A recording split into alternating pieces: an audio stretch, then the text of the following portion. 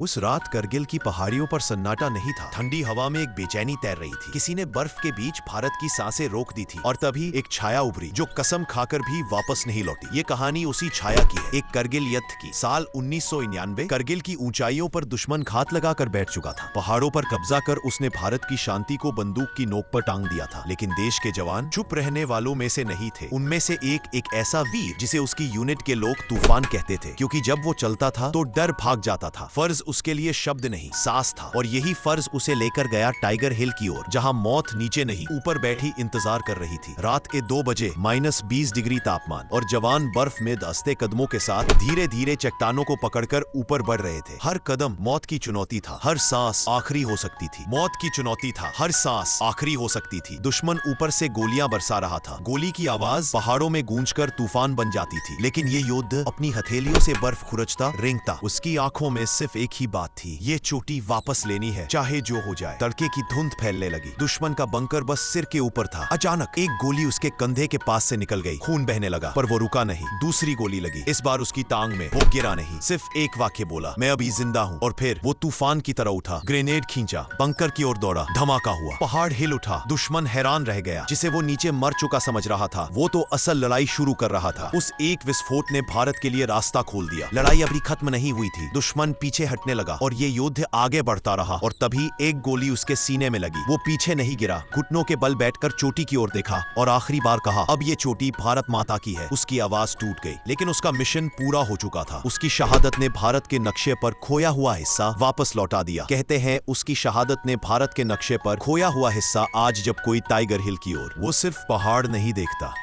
वो एक कहानी देखता है, हिम्मत की, जज्बे की और त्याग की। क्योंकि करगिल की बर्फ सिर्फ ठंडी नहीं, उसमें उनके लहू की गर्मी है, जिन्होंने देश के लिए अपनी आखिरी सांस तक लड़ाई लड़ी।